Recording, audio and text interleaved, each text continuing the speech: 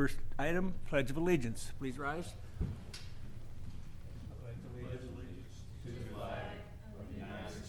To the republic for which it stands, one nation, under God, indivisible, with liberty and justice for all. I do not believe that there are any changes or additions to the agenda. That brings us to the first item, celebrating success. Always fun. Carmen is going to present for one and Scott for the other. Scott? So I'm here to present to Whitney Stone, our manager at Lake Point. On Lake Point's annual free meals on Veterans Day last Thursday, Whitney began to notice some veterans coming in by themselves. She immediately took it upon herself to create a communal table where they could all sit together, share stories, and fellowship with one another. This created a special and unique atmosphere where they could bond with like stories and experiences. Several of the gentlemen mentioned that they were grateful and that they had come and had the opportunity to meet new friends. So, nicely done.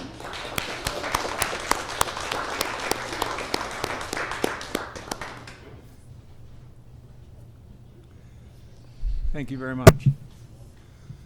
Carmen? Hello. So I'm here to present one to Wendy Barnes. And Wendy was working out on the golf course, and she saw a car cross several lines of traffic and go into a pond. And she whipped into quick action. She went to aid the gentleman that was in the vehicle, and she called 911, and we're pleased to announce that it was the best outcome possible for this gentleman. So we thank Wendy for doing what she could to help.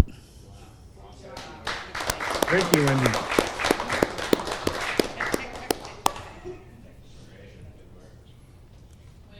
Thank you, Wendy. Next item up is the approval of the minutes. First is the October 21st regular October board meeting from last month. Do we have a motion to approve? Jerry Barron makes the Second. motion. JB seconds it. Are there any additions or corrections? Hearing none, we'll go ahead for the vote. All those in favor signify by saying aye or raise your hand. Aye. Unanimous. Next up, November 11 board work session meeting, the presentation of the budget. Do I hear a motion to approve? Mike, I so move. second? Second. Any discussion?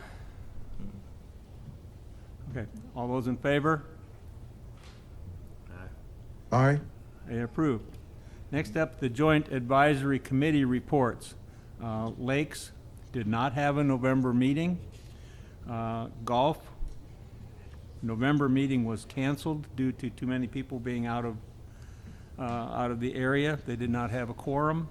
That leaves us with recreation, and I believe Chris is here to report. I guess the Recreation Committee will keep things going. Good evening, everybody. We met on the 8th of November. And as usual, I'll just cover the keynotes because our packet is printed and it's on the internet, of course, and has all the details with pictures and everything. So go look it up if you so desire.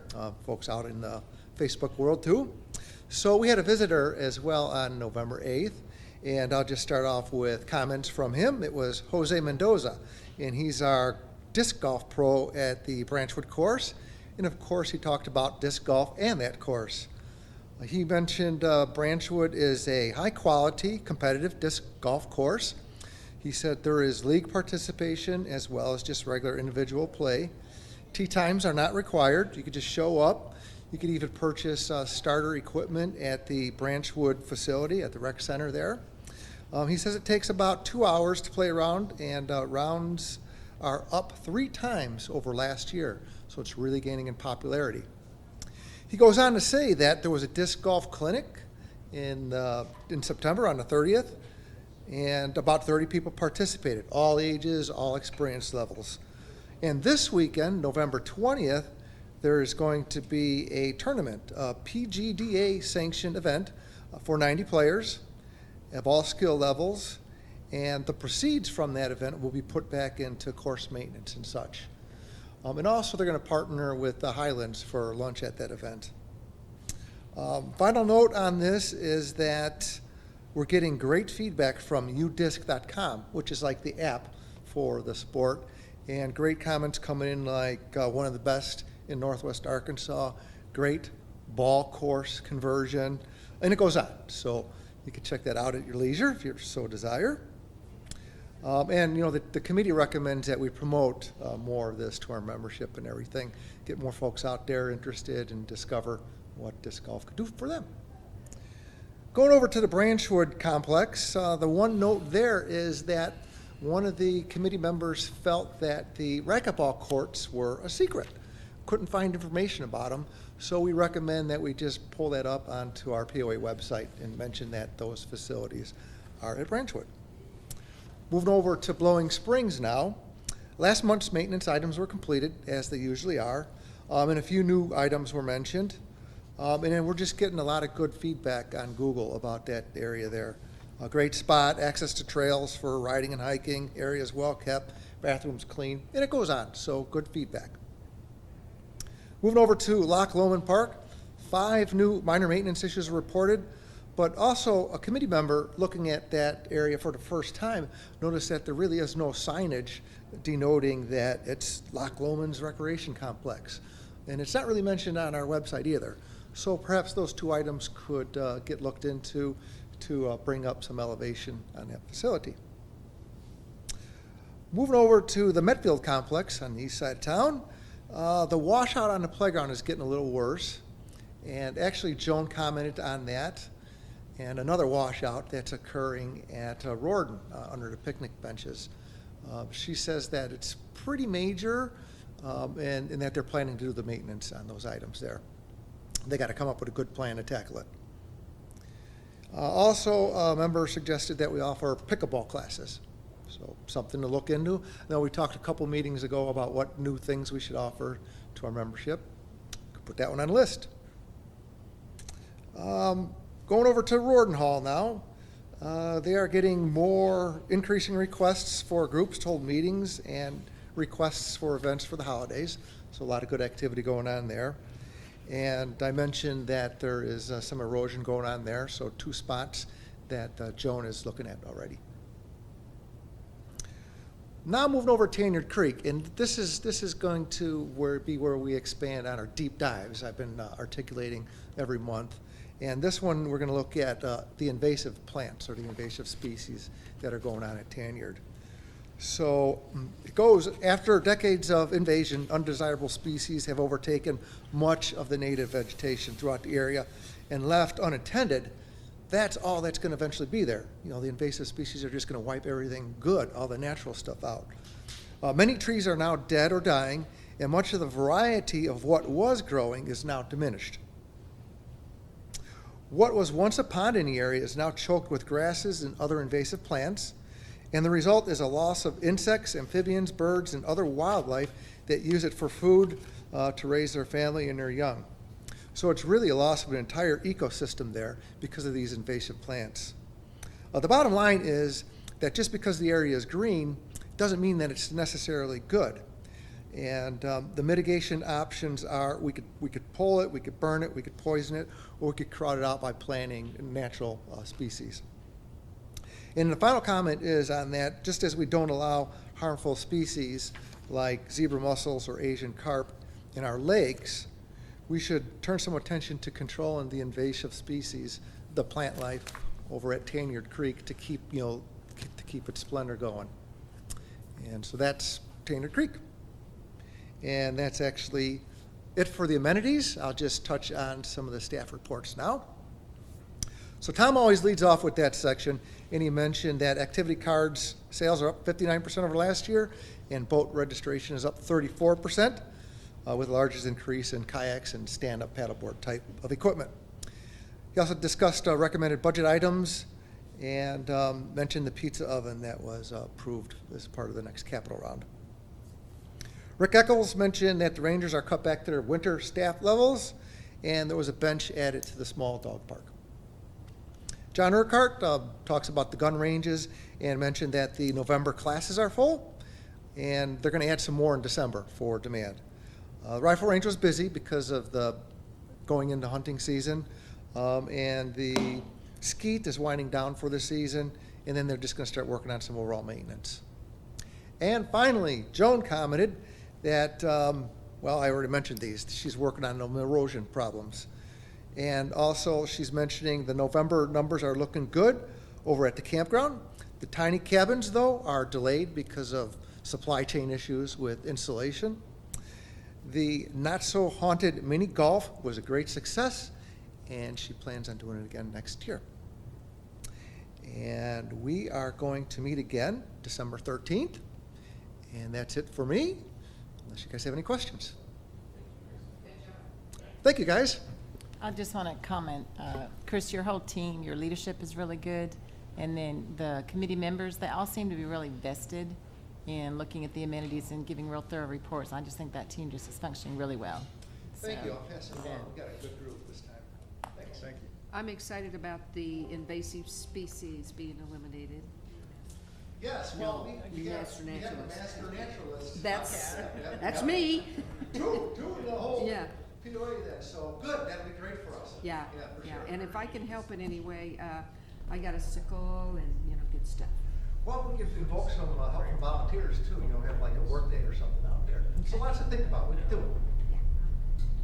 Okay, thank you, Chris. Next item, the financial reports. I believe Stacy will handle that.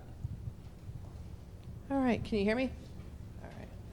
So October, since we're a week early on our meeting, is a little more abbreviated as far as financials. They are final, but we don't have quite the detail we normally do. And with Tom's budget presentation, we didn't do a department in the beginning. So we figure you'll be on number overload by the time we get through budgets. So for October, outstanding month. So some key call outs. Resale of foreclosed lots were better than budget by $169,000. Food and beverage sales over budget by $100,000. Golf green fees better than budget by $55,000, and our bad debt was better than budget by $18,000. In addition to this, the RV park was up significantly over budget, and golf was also up in total just shy of $100,000. So everybody just had an outstanding October. If you look at October as a whole, you can see that our revenue, our variance was $587,000, just an amazing October. Gross profit, the variance was $599,000. Expenses, we were over budget by $73,000, and our EBITDA, we came in at $526,000 over budget. For an October, that is just outstanding. Year to date, we're at $4.83 million. $2 million of that obviously is the lawsuit proceeds. We have gross profit of $4.4 million. Our expenses are over by $400,000, and our EBITDA is at $4 million. So this is kind of a busy slide, but again, we kind of scaled back this month. But for just the POA alone, in the dark burgundy to your left, you can see revenue, and you can see that the actual is in the yellow, budget's in orange, and we put 2020 on there that's kind of in the dark red. I know some of you like to look at budget, and others like to look at 2020, so it kind of gives you all of them. And you can see, I won't go through all the numbers again, but you can see in revenue, we're better than budget and last year. Gross profit is well above both.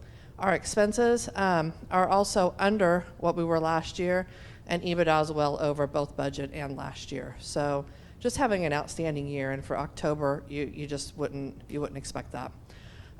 Year to date is below that. So year to date for the POA only, we're at 21.6. It's in green. So budget was 17.2, and last year was 16.7. Gross margin is 20.2 compared to a budget of 16.2, and compared to last year of 15.7. Expenses are up. We're at 15.9 compared to a budget of 15.5, and compared to last year of 15.1. And then EBITDA is at 4.29. Again, just an amazing year. Budget of 684 again, and last year was 635. So even if you take the $2 million out of that, you're at 2.2 million. It's just an outstanding year.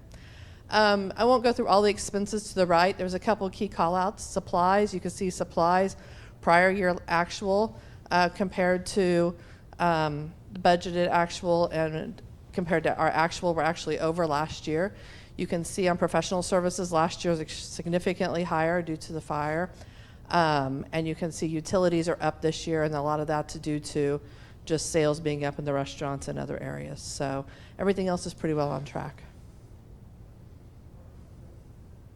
So now we'll talk about water. So water is right on again. They're having a great month for October. It's the same setup on the right hand in the burgundy. You can see the yellow is actual, the orange is budget, and the burgundy is 2020. So you see they're 879 for actual, 784 for budget, and right on, or a little less than last year by 885, but pretty close to last year. Gross margin, 762, compared to budget of 591, and last year of 629. So gross margin's well over both budget and last year. And then our expenses are at 346 compared to 398 and 323. And EBITDA's at 416 compared to 192 and 306. So again, water's having an outstanding year as well, or outstanding October. And then for year to date, their revenue's at 8.57 compared to the budget of 819 and compared to last year of 857. So you can see they're green all the way down. Gross margin 6.57 compared to a budget of 6.1 and compared to last year of 6.5. Expenses 2.96 compared to a budget of 2.97 and compared to 2020 of 2.79. And then EBITDA, they're sitting at 3.61 compared to a budget of 3.18 and compared to last year 3.72. And then on their expenses, just a couple key call-outs. They have a timing issue on their professional services. They have a study going on their a water study where they budgeted and the expense hasn't come in yet, so that's the big one under professional services. And then, of course, supplies are always up due to water installation fees and expenses with that. So those are probably the two big call-outs for water expenses. So let's talk about cash. So cash is always interesting in October. So if you look at, we started in August of 2020, you can see how much of the cash was water and how much was POA. And if you remember, in October of 2020, when I stood up here, I told you guys we had to borrow $25,000 to get through October of 2020. As you can see, as we move through 2021, the POA cash has grown. The thing that really surprised me, probably the call out for me, was from September to October, we went up $611,000 in cash on the POA side. So not only did we not borrow in October for the POA, we went up $611,000 and we paid another $10,000 on our loan. Huge difference from where we were at last year, just huge. So just having a great month. I mean, it's hard to say. And so here's a look at the loan. So again, you can see in April we met our loan commitment. We've continued to pay on it consistently every month. We've paid $10,000 even above and beyond the loan commitment. And we're expected to pay on it in November and December to bring us down another $10,000 each month, ending at about 2.53. So that's kind of where we plan to end the year. And then this is the one pager, which we always put at the end. I think we've pretty well talked about everything. You can see the EBITDA departments on the left. Pretty much all the departments are better than budget. There's a few. Lakes and Parks is close. Human Resources is under. Clubhouses, Golf Maintenance, had flood, and then General Manager's Office. The EBITDA we've talked about. We've talked about the borrowing and then the cash reserves. So again, I just can't even tell you how surprised I was by how well October was. Usually that's our cash poor month, and it was just an outstanding October. And it wasn't one department, it was all of them. All the restaurants hit, all of them are in the black. They're having an outstanding year. So it's everybody. So. And working with less and doing more and still pulling off. Absolutely. Absolutely. It's a great team. Questions for me? Good job as always. Thank you. Thank you, Stacy. Keep it going. Yeah. Next year when we hit a bad month. Yeah, but what have you done for me lately? Okay, next item on the agenda is the open forum. We had no one sign in to speak. Is there anyone who wanted to speak? Okay, moving along. We have the budget presentation, and Tom, you have the floor. I have the floor. Yeah. Okay, so I'm going to give you an edited version. If you want the full, painfully long version, you can watch the video from last Thursday. So this is going to be a little short, but give you quite a bit of information. The budget information is on our website. If you look under Member Resources, under Reports, you'll see that we have a tab that says 22 Budget. POA budget, and the handouts that were given out last week are available. The entire presentation and a video of the presentation are all available. Okay, so what's always important, because we had the 2020 plan assessment increase approved, is we made commitments to our community. And the first is the $6 reduction in amenity fees. So we went through and reduced fees for like golf went down by $8 on the pay as you play. And if you have an annual membership, it went down by $200. And if you got an amenity card, you didn't have to pay to go into the pool. And if you go down the line, boat slips, boats, registrations, tennis, everything. And that gave us, if you translate it out, it's about $1.1 million that $6 translates into. And actually the savings to our membership is more than that. Also, we made a commitment of $2 to the Trafalgar Fire. This commitment is for $364,000. I am pleased to say that we have only budgeted $220,000 for the coming year. So part of the provision of that $2 is if it didn't go to the Trafalgar Fire, then it went to reserves, so that's $150,000. $4 went to operational expenses and capital. So if you look at that, that's $727,000. And the capital budget for this coming year, assuming it's approved, is $1.5 million, so that far exceeds that commitment. And the last one is the reserves. The minimum reserve at $1 would be $182,000. You add in $150,000 on top of that. So actually by the end of next year, our reserves are going to be in excess of $600,000, which is really great compared to where we were when the 2020 plan was first approved. So those are the commitments, and we always like to just remind the community that the board is committed to those commitments. I could have phrased that better. Okay, here's the operating budget. And I'm just going to give you the overshadow. I'm not going to go in departmentally here. But the key call outs here is, revenue, when you're comparing the 2020, budget, and you're comparing it to the 20 actual and the trailing 12, you're impacted greatly by the $2 million legal settlement that won't happen again. So that's an important thing. Also, you're going to notice that labor went up significantly. And we've talked about this in numerous board meetings. The first one is the wage compression, and these are for mainly our entry-level or lower-level hourly employees, where adjustments were made because we were not competitive. And all you have to do is look in the newspaper or even drive around the community, and you can see where people are offering at McDonald's a $500 sign-on bonus, and their hourly wage was higher than us. And those are the people that we're competing against. So an adjustment was made in the middle of this year, and that's impacting our comparison by about $213,000. We want to take that a step further on a wage compression, and now we have to impact the people that the middle level hourly employees, because what we've done is, in some cases, we've taken that $11 an hour employee who's started just recently, and now they're making $13, and then that 2-year employee, we haven't touched them, and that 2-year employee is making $13, and they're going, hey, I've been here 2 years, and someone else has just got here, and they're making the same amount. So that's a good example of wage compression. No seniors, supervisors, or department heads are going to be impacted by this. This is to help our hourly, our line employees, and some of our lower level supervisors, but it's our hourly employees that we're targeting. That's about $250,000. 3% increase, that's going to impact our P&L by $320,000. Keep in mind, the cost of living increase is 5.9. So that's still a little bit of a challenge there.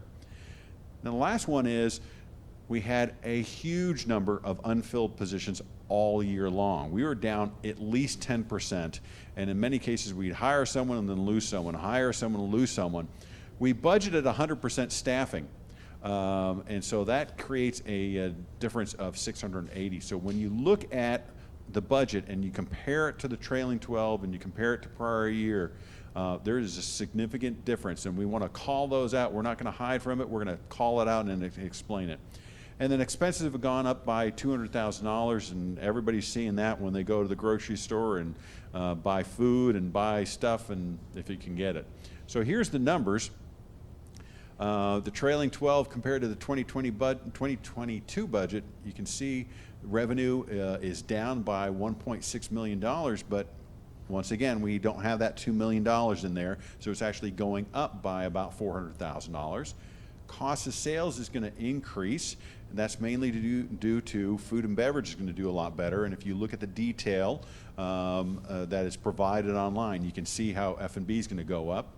Labor, we just explained that. And then expenses, and we just explained that. So you can see we're actually a little bit worse than, quite a bit worse than the trailing 12. Not as much so with the 2020. Okay, so now let's talk about the POA without the water utility. And we just looked at these numbers. And now we're going to talk about the capital projects. So what I'm very pleased with is this is going to be the first year in many years where we're going to be funding an appropriate level of capital projects. They're going to have a very positive impact upon our property owners.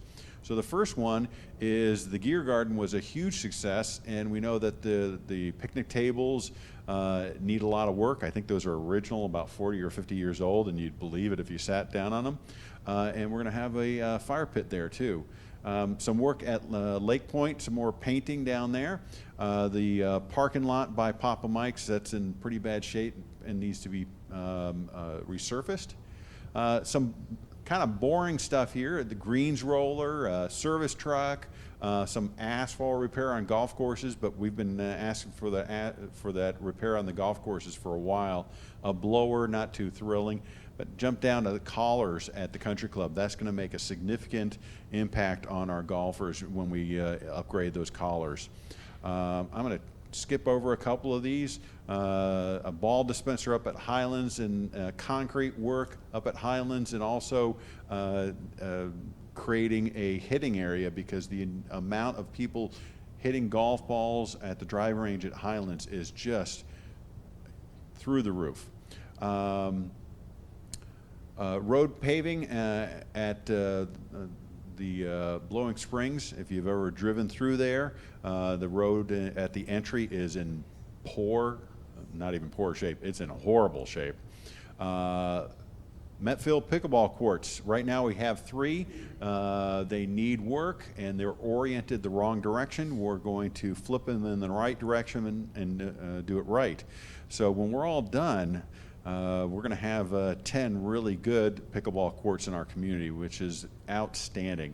A couple additional kind of boring things like out front deck mowers, but when you drive by the parks, you can see the result of why we need those things. And the Lake Rayburn Dam Road, that needs a lot of work. It's in very bad shape.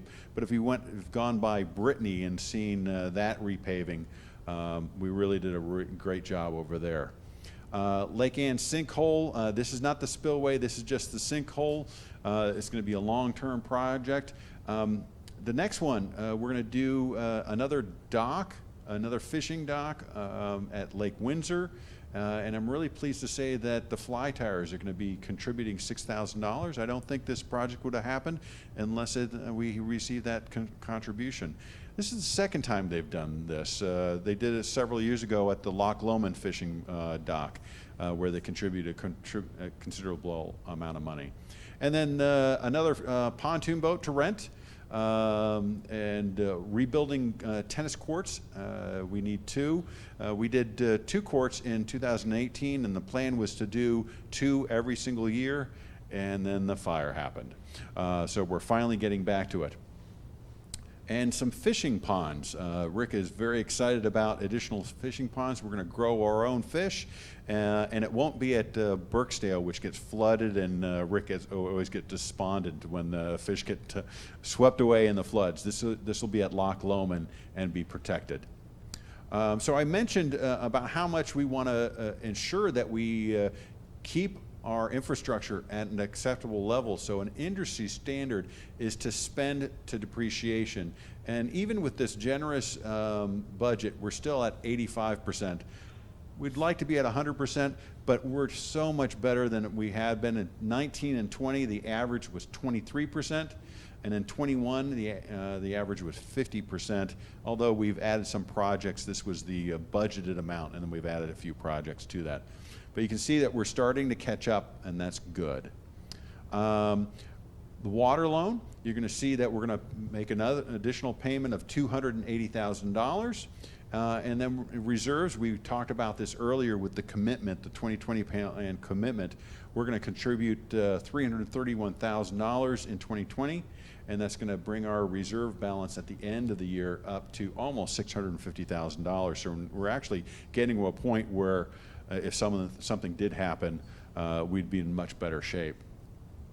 And here's the intercompany loan balance, and you got to make sure you pay attention. So that first dot all the way to the left is all the way December of 19, and we skip a whole bunch of time, and then we start going monthly. And this is somewhat similar to the graph that Stacy showed, but Stacy's graph did not include the original balance. So you can see that for 21, we're going to go from an original balance of $3.7 million to a balance of $2.5 million in a pretty short amount of time. So we're really making a lot of headway on that. Very pleased with that. Hey, Tom, will you give just Yes. a quick second for the people on the stream of what the intercompany loan was all about? That's a great question. So in 19, as a result of the fire, the POA borrowed some funds from the water department. Now, always remember, we're effectively borrowing from ourselves because we only have one account, we only have one tax ID number, and we only get one audit.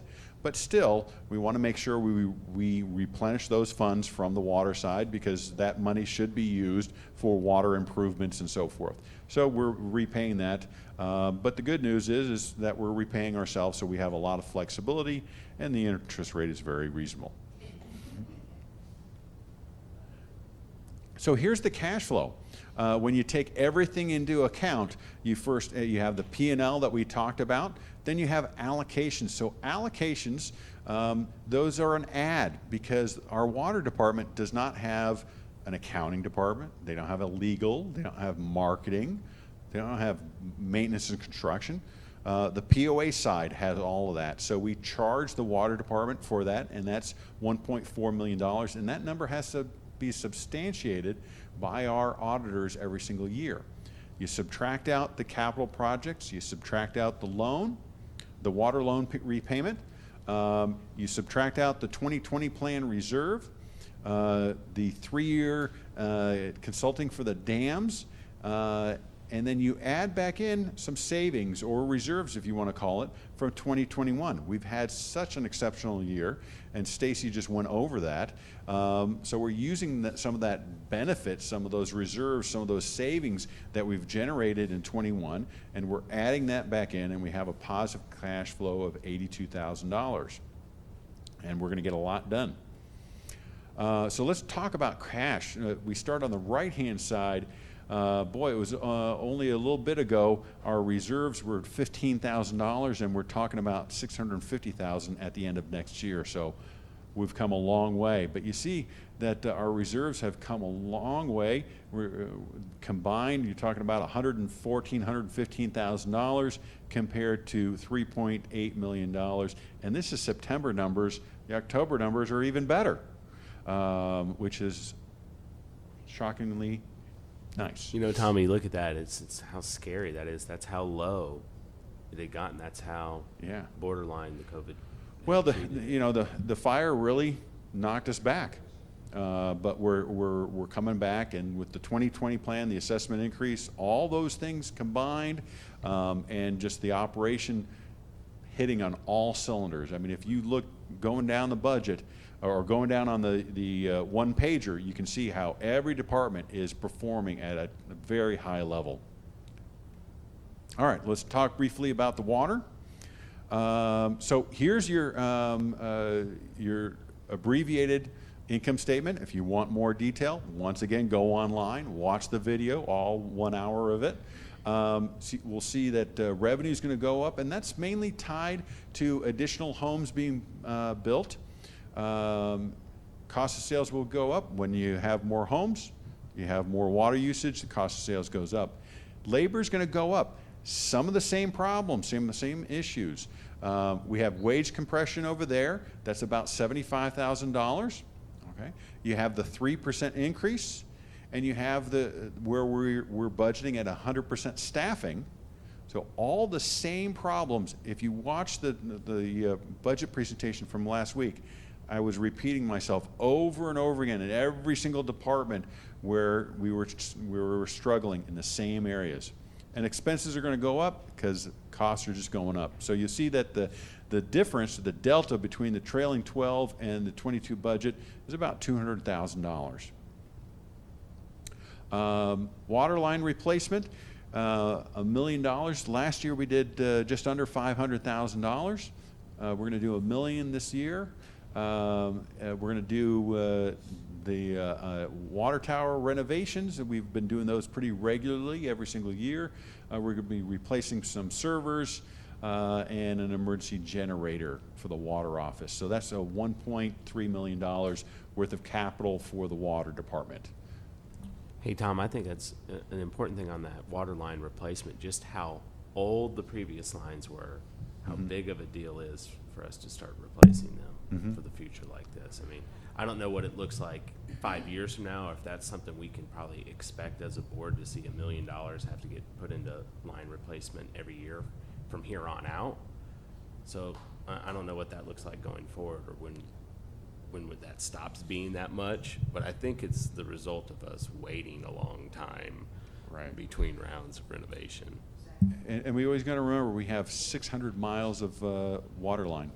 That's a lot of line. Now, a lot of those lines are in great shape. We had the study done by the University of Arkansas several years ago, and they said that a large number of our pipes have 100 years of life left on them. But there's other sections that don't have those same type of pipes and need to be replaced, and this is one of them. And in some cases, you know, we have water issues along the same road. So clearly the bedding for those pipes or something was not done right. And so we're going in, we're fixing them en masse. Yeah, because we installed the leak detection meters, and I don't remember seeing this in the POA water report, but it'd be interesting to see how much water we've kept from going into the ground since we've done that and been able to expedite a lot of different fixes out there, which was costing us. Yeah, agreed. Okay, so bond debt service. So in 20 and 21, we made additional payments, and we had developed a 3-year plan. We're planning on doing that again, and so by the end of next year, the water bond would be completely paid off. And then the water loan, this is the reverse side. When the POA makes that $280,000 payment, it comes into the water side. So once again, water, here's the cash for the water department. Now you see that it's going down over that 1-year period, but we paid all those additional bond payments. So if we didn't make those accelerated bond payments, the cash would be higher, but we're still in great shape. Look at where we have $1.2 million in reserves and then $3.5 million in savings. So we're in good shape. So I think what's important to point out is not only are we making the accelerated bond payment, but we're also putting $1 million towards line replacement. So we're doing both. We're not sacrificing one for the other. Could you, for the members, just kind of briefly go over about the bond and where it started and why it's there? So the bond came into existence back in 2014. and its original balance was, yeah, I can't remember either. I'm looking at Stacy, she can't remember. But it was for a large amount of infrastructure. And so in 2020, Stacy did an extensive amount of research because interest rates were going down. Does it make sense for us to refinance? And at that time, we said, okay, we have enough money in our account. Why don't we go and create a 3-year payment plan to get rid of it all? And so it was used at the time for extensive infrastructure improvement. And it's possible down the road, you know, as Mike has indicated, you know, we may have to undertake a significant project down the road, but right now we're doing good. So here's the cash flow statement for the water, and you'll see the positive EBITDA of $3.8 million. Now, we talked about the allocations. Now, in this case, you subtract them out because the water department has to pay to have legal and accounting and everything else.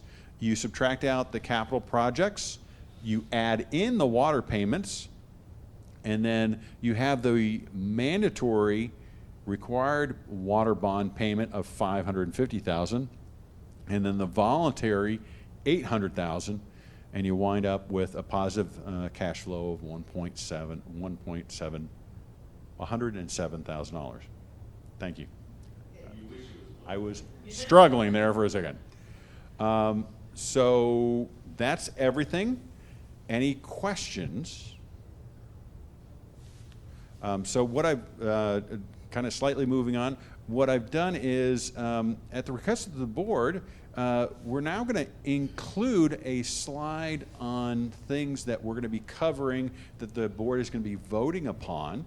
And what's interesting is I've also added on the bottom here dates where items were previously discussed. And so the next item up for consideration is actually a vote on the budget. And you'll see that it was discussed at the community meeting. But I'm going to jump forward real quick. You see on the next one, on the policy issues, it was actually discussed at 4 different meetings. Sometimes when the board meets and they go at the regular meeting and they go over items, sometimes it gets covered very quickly, and I get comments from property owners, wow, that was an important issue and the board didn't really talk a lot about it. So we've included information as to when more extensive conversations quite possibly took place. So this is, it's not just a one-time, we have the work session, it's important, so you need to make sure that if you want to see the full context of a decision, you have to look at the work session and the regular meeting. Okay?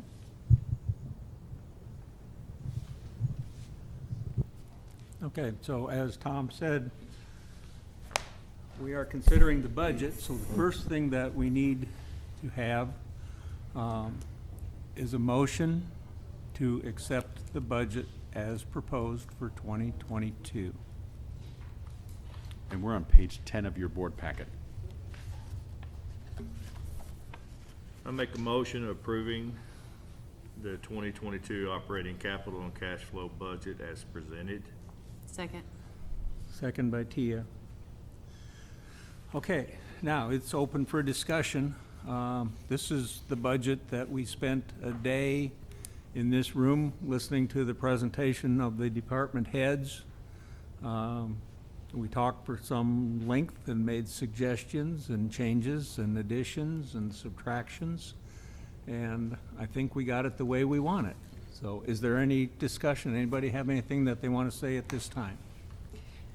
I don't have a discussion, I just have a comment. I am so glad we're taking care of our employees. I think that is critical. They deserve it, and we deserve to have them here doing what they do every day. Yeah, as I frequently say, Bella Vista would not be Bella Vista without our frontline employees, those behind the scenes and those who are in communication front, face with the public. So we appreciate them and we want to take care of them. So Hearing no discussion, this is one of those things that we've talked about quite a bit, so we're gonna go ahead and vote on it. So everybody in favor of the budget as presented, signify by saying aye or raise your hand. Aye. Aye. That is unanimous. That's wonderful. Thank you very much. The next item up is a motion approving the 2022 fee schedule as presented, as promised in the 2020 plan.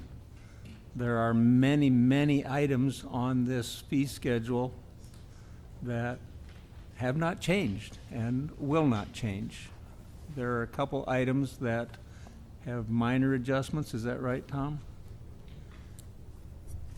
Yeah, so the 2020 plan dictated certain fees could not change for the 3-year period, but there were some fees that we do have some flexibility. So if you look at the, like our camping fees, so forth, a few of those increased, mainly on the guest side. Okay, so the members' fees have not changed, and I'm sure they appreciate that. Their participation in the amenities show that they do appreciate it. So, can I have a motion? I make a motion that we approve the 2022 fee schedule as presented. Thank you. And a second? I'll second it. JB seconds that. Any discussion on this one? Tia? So for the couple years I've been on the board, I've always had a challenge to the board of trying to get the activity card fee reduced. We succeeded in that in 2020. I will absolutely approve this. I think everything's great. We haven't changed any fees for the members. We've stuck to our 2020 plan, but I do have that challenge out there still that I think we should get that activity card lower. That should be a focus of the board. That goes back to the budget that I just voted yes for, because I understand what we're doing this year. But I really, really hope in the future we can get that just a little bit lower. Always can be considered. Thank you. No other comments, then we'll go for a vote. All those in favor of the fee schedule? Aye. Thank you very much. That's unanimous. That brings us to the policy changes that we inadvertently had left off a previous work session. So we didn't put them at the regular session, but here they are for the second reading. I believe they are on page 38. Policy 8.01, this is the policy regarding directors and officers in indemnification. And a real brief summary is that these changes have to do with notification in case of changes to our directors and officers' insurance coverage. It was discussed at the September 9th Rules and Regulations Committee, the September 16th work session. The first vote was taken on a requirement of 2 votes, but the first vote was taken on September 23rd, and very briefly it was discussed at November 11th in the work session. So it's been reviewed. We inadvertently left it off the October work session and did not feel it was appropriate to have skipped a work session prior to the second vote. So we delayed the whole thing to November. You're going to see the exact same story on policy 1.02, which is next. We just felt it was better to delay than to race it forward. Okay, can I have a motion on 8.01? I make a motion to accept the changes to policy 8.01. And there'd be a second reading. Second and final, actually. Okay, and a second on that? Second. Second. Second by Jerry Barron. Do we have any further discussion on this? I'll call for the vote then. All those in favor of approving the second reading? Aye. Thank you very much. It's unanimous. Can I have a motion on 1.02? I make a motion approving the policy 1.02, establishing, changing, and rescinding governing documents. This is the second and final reading of this policy. Thank you, Jerry. And a second? I'll second that. Seconded by Jan. These changes have to do with the violations of the notice requirement. So it goes hand in hand with the changes to 8.01. Also, these changes were discussed at September 9th, September 16th, September 23rd, and November 11th. And I just noticed my slide isn't correct. It should say policy 1.02. Nothing like catching the mistake when you're in the middle of the presentation. Nothing like budget time for a time crunch. Any further discussion on this one? I'd just like to say that as with anything we do in rules and regs, and several of us are here, that we're always in the mode of updating and keeping our policies and procedures current, no matter what. This one was important, and we worked hard on it, and I believe that it's good for now, but we will always be reviewing if we can do a better job in future. Well said. Always looking to do a better job. So, okay, all those in favor signify by saying aye. Raise your hand. Aye. Okay, that's unanimous. Next item is on page 45. This has to do with the two items, the cell tower leases and the buyout of them. The, did you want to say anything, Tom, or just want to ask for a motion? The only change that was made since the last time you saw this was on page 46. The board requested that we split the two, split it into two. The first is the ground leases, the 4 ground leases, which come to a net of 565, and then the next one is the water tower. So the board wanted the flexibility of potentially approving one versus the other, or rejecting both, or accepting both. Okay. First up, we need to have a motion on one of those. I'll make a motion to accept the proposed buyout on 4 cell tower ground leases, which will net the POA $565,000. Thank you, Jan. Is there a second on that? I'll second. Jackie makes a second. Okay, now, will there be discussion on this? I assume there will be. Who wants to go first? Everybody will have a chance. Do I get to pick? Okay, we'll go for the people at home online. And Director Hagan, would you like to go first?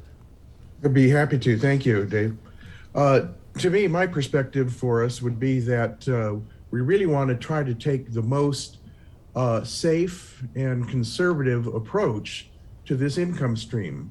And it seems to me that by taking the money that we can and have negotiated now without any risk of having anything less is better than taking a chance on the possible change in technology, which could end these leases at any time. And so, yes, if we were to be assured that these leases would extend all the way through the life that they are proposed to extend, without the chance of them being terminated, I would say let's stay with them. But given that technology can certainly change on us, we're making a bet that technology won't change and that these leases will continue throughout their life. I think we're better served by taking what we can now and doing that. The other point here is that these leases have a 2%, I believe I'm close to being correct on this, a 2% enhancement year over year. And it occurs to me that the inflation rate may very well start to exceed 2%. And so that means each year we're actually losing a little more money each year that these go on. So for those two reasons, my input for us to consider is that this is probably our best and most safe deal to take. Thank you. Director Sims? Jan, do you have anything to say? Yes, I feel that the amount of income that would be foregoing is too great to approve it at this point. Okay, thank you. Jerry? I kind of have to side with Jan Hagan that technology is changing and the competition's out there, and these leases could be ended by either party at any time. So I think it'd be best to have it in hand. And technology, I think, will change within a 5-year period. And this lease is for what, 20, 25? Yeah. JB? Not to belabor and say the same things, I believe that we're better off taking what we can from now. I think the research has been done, and I feel more comfortable even after talking to the professionals. So I am for this. Okay, thank you. Jackie? I also appreciated the opportunity to talk to expert in the field. I think that helped me with my decision. But I go back to that $65,000 a year is 0.3% of our annual budget.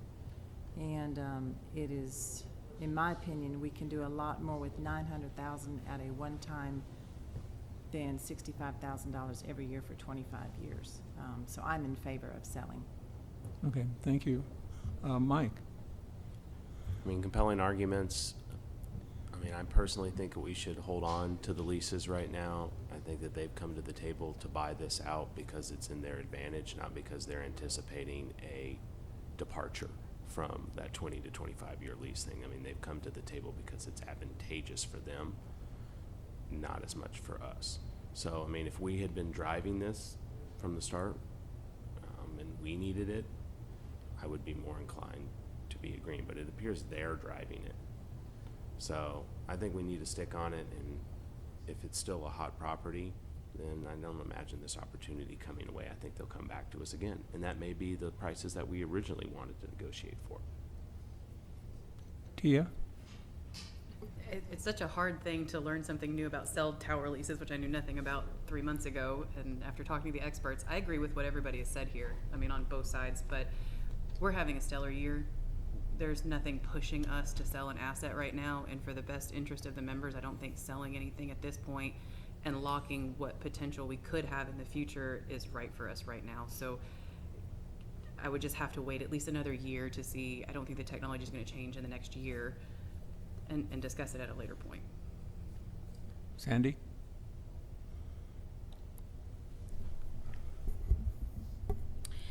Yeah, I've looked at each option here. I've looked at them together, I've looked at them separately, and I still feel that it's too discounted.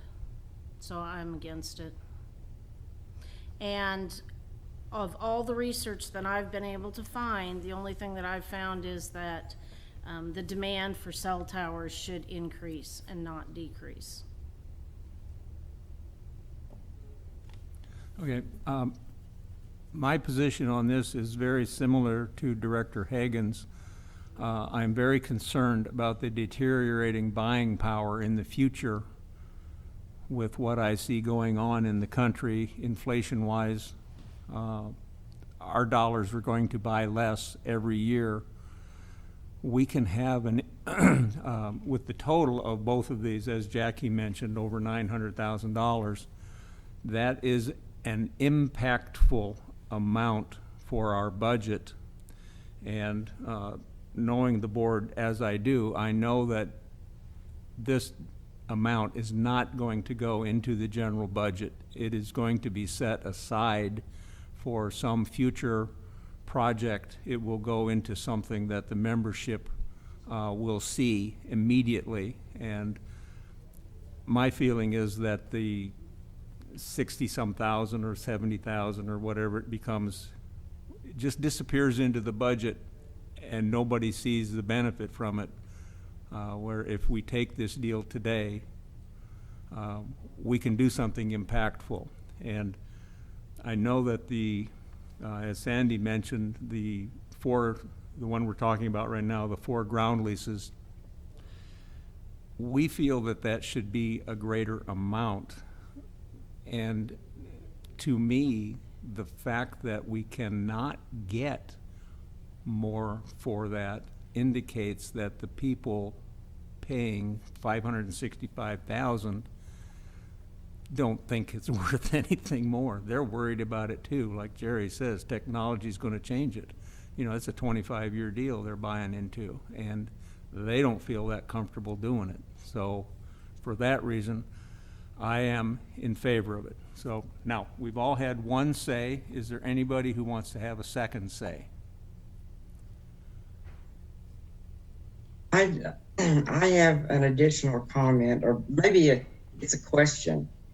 Am I correct that the company who wants to offer us this money is also the company who currently has the ground leases? So it'd be in their best interest to renegotiate for a substantially lower price. It is the same company. For this one, for the next one, it's not.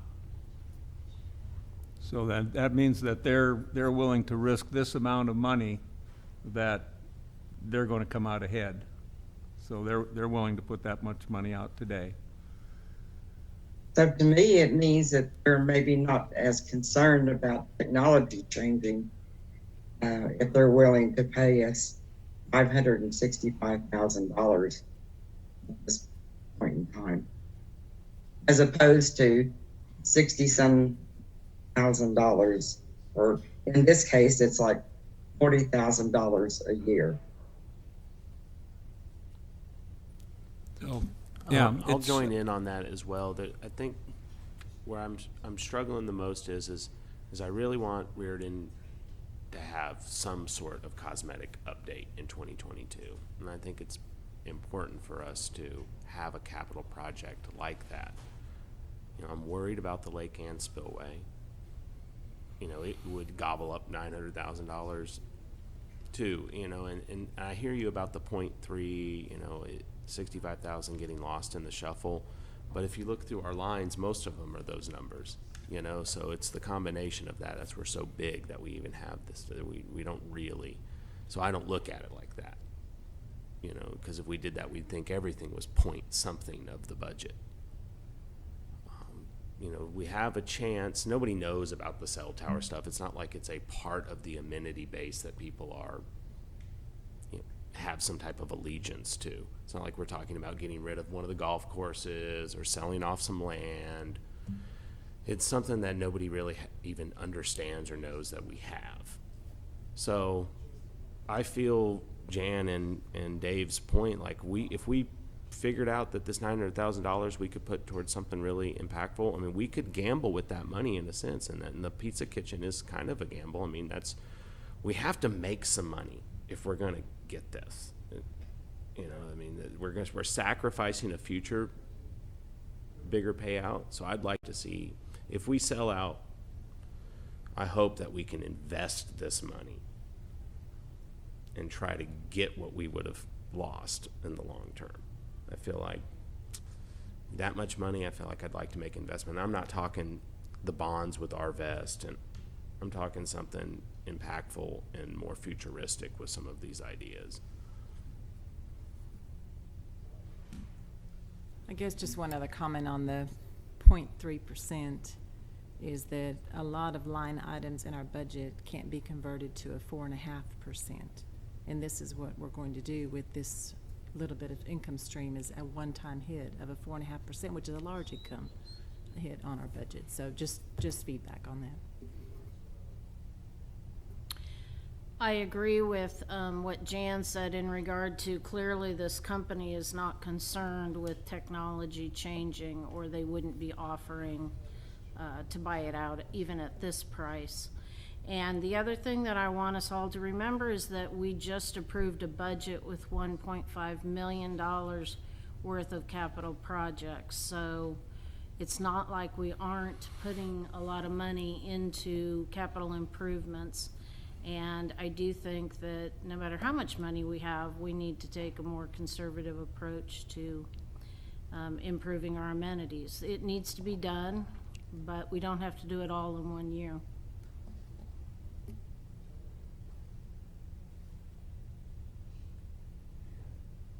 Seeing no further comments, I'll call for a vote. All those in favor of the cell tower, the 4 ground lease cell tower buyout, signify by saying aye or raise your hand. Aye. That's 5. Those opposed? That's 4. It passes 5-4. Can we have a motion on the second buyout?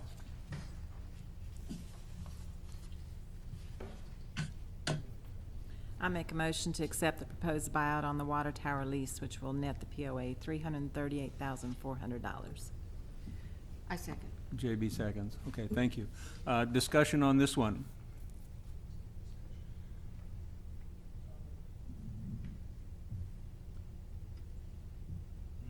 I'll go first. Recent emails have indicated that this lease is going to renew in 22. What month?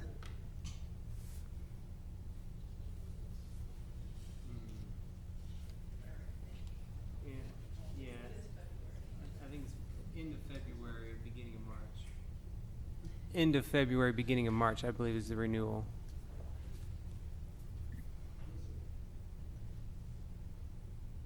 And the renewal period would be for 5 additional years. Yes, that's correct. And then that would be the 10% increase would then come into effect at the next renewal period, which would be 5 years from end of February, beginning of March. And we get how much a month or a year off of this one? So what did we This figure, is- Stacy? It was About 25,700, something like that for the year. So monthly, I'm not sure what that breaks down to. Is there a clause where the company currently leasing this has to notify us so far in advance that they're going to move or not renew? I believe it's a 60-day advance notice if they don't renew. Mm-hmm. I didn't hear whoever said something else. Oh, Mike was just commenting that we're right there at that time frame. Okay. Here again, I think that the amount of the future income that we would be foregoing is too great to accept this offer at this time.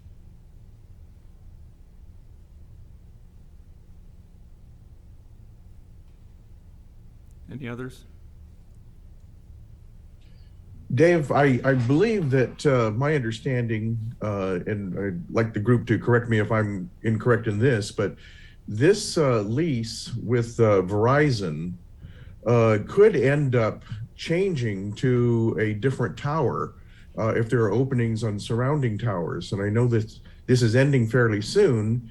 And when we talk about risk and we talk about gambling here a little bit, this is frankly more of a gamble on this one if we stay with it than if we take the buyout that's proposed. Because when this lease ends, there very well could be other available towers to move to. And quite frankly, it may be that these tower people who will control these towers will make a discounted effort to get that Verizon customer to their tower. So I think that this is actually more of a gamble, and perhaps we really should consider taking what we have here rather than the higher risk that we will lose out entirely on this. That's information that we got from the consultant or expert. Came in and visited with us, explained how that all works. So, good point, Jan. Yeah, my deal with the consultant side of this thing is, I mean, was any part of his role not to have us sell? I mean, think about it. I mean, we paid him some kind of fee or whatever, but I mean, I think by and large, he's waited to get us to sell. And so I'm taking with that with a grain of salt. Of course, there's some, kind of pretend that, there could be another tower to come take your lease from you coming. Is there?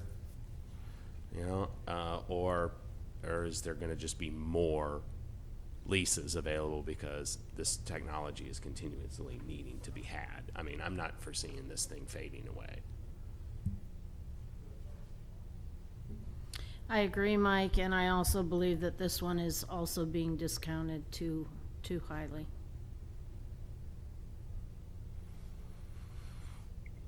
If I understand it right, this Verizon is the only one on this tower. And if they were to move, the expert said that more than likely they would not want to move to another tower that had other carriers on it. So our location would appear to be more of a prime location for them than, say, one of our ground leases. Well, that was not my understanding from the person who visited with us to explain the situation. My understanding was that these people who have the towers are predatory, and they like to go and keep their own tower full to maximize their income.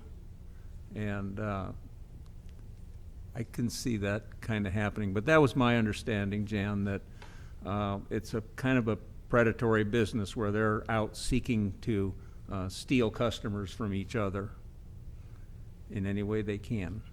So, with that being said, I will go ahead and call for the vote. All those in favor of accepting this for the water tower lease? Aye. That's 5. Those opposed? That's 4. Okay. That brings us to the announcement period, and unless there's anything else that somebody wants to add to the agenda, which I already said we weren't going to change the agenda. Okay, the announcements. The Lakes Joint Advisory Committee will meet Wednesday, December 1st, 2 p.m. here in the boardroom. The Golf Joint Advisory Committee meeting in December is to be determined. I guess when they can get their members together, they're going to have a meeting. So that will be announced as ahead. January meeting is Wednesday the 12th. The next GM meeting is December 2nd. It's early in the month because Christmas falls at the end of the month. That means that the work session will also be a week earlier, be on Thursday, December 9th at 9 a.m. here in the auditorium at Reardon Hall. Is that correct? The work session? No, that's incorrect. It's here. Okay, that is in the boardroom, not in Reardon Hall. The Recreation Joint Advisory Committee meeting, Monday, December 13th, 4 o'clock, here in the boardroom. Our regular session for December, the final one for the year, will be Thursday, December 16th, 6 p.m. here in the boardroom. And Rules and Regulations Committee meeting will be in January, that's next year, the 13th at 1:30 p.m. here in the boardroom. And that brings us to the end of our agenda. Well, thank you all for attending. Thank you for the work that you put in on the budget. I think we have a good, solid budget, and the membership should be very proud and happy for the improvements that are going to be coming forth. So, and thank you to the staff for all the work to give us the money to make those improvements. That'll bring our meeting to a close. Thank you.